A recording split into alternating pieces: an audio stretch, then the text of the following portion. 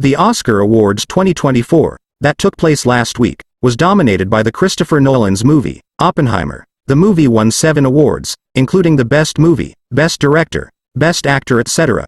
Earlier this year, Oppenheimer also won the Best Motion Picture in the Golden Globe Awards 2024. This is the time for the last award of the evening, and it's my honor to present it. 10 wonderful films were nominated, but only one will take the award for Best Picture. And I have to go to the envelope for that, and I will. Here it comes. And my eyes see Oppenheimer. Yes. Yes, Emma Thomas, Charles Grodin. And the Oscar goes to Cillian Murphy. And the Oscar goes to Christopher Nolan Oppenheimer. We already know that these big award functions and shows are completely funded and sponsored by the satanic cult companies and Satanist production houses. They promote only such movies in these award shows and functions which have some evil agenda associated with it. For example, in the past years, the feminist revolution was promoted, homosexuality and LGBT were promoted. The cult elite members use these opportunities to brainwash the masses and to feed them with a certain mindset or ideology. And this year, the movie Oppenheimer was promoted by the Satanists. So what's special about it? Or, what's the hidden agenda behind it? This movie is all about an American theoretical physicist. He was director of the Manhattan Project's Los Alamos Laboratory during the Second World War, and he is also called as the father of the atomic bomb.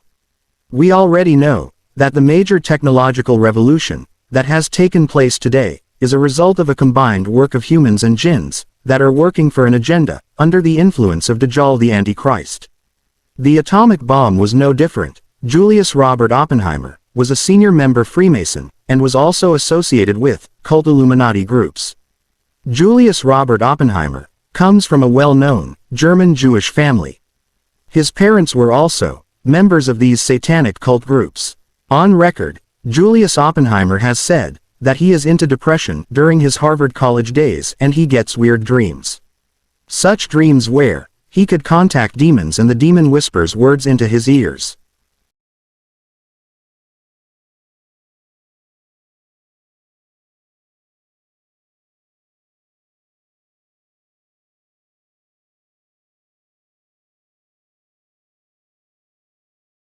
Let's go back to the Second World War and to the first atom bomb. There was a fellow, I'm forgetting his name now, but he was a physicist intimately related with the development of the bomb, and he was an active Satanist. He was close enough to the developers of the bomb and intimate enough with the process as part of the design team to actually put a sigil, a living sigil from a sacrificed infant, a part of that, into the bomb. And then they recited a mantra and a prayer, a curse over that bomb, so that when it went off, it would send this throughout the entire globe. So he marked the globe as a primal high priest, as the chief high priest of the cult. Falaq in Arabic means to split.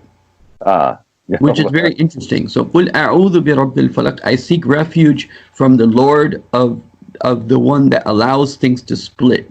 مِنْ شَرِّ مَا خَلَقَ, from the evil that he has created. And then right after that, it mentions, the blowing of knots and doing magic. So when you were explaining this, that brought that to my mind that, there's a bomb that blows up and splits, and in it is magic.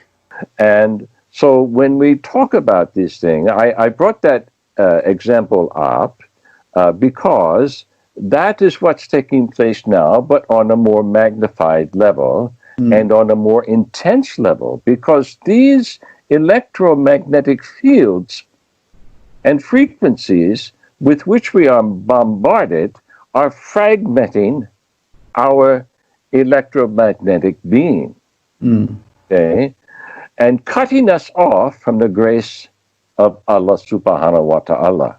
Okay. This is another reason that the Prophet said, go and live in the mountain. Take your goats and go and live in the mountain, far away from these people, far away from the cities. Okay. So, the whole movie has tried to portray a heroic character that has invented the atomic bomb and justified that it was very much needed by the Americans to save themselves.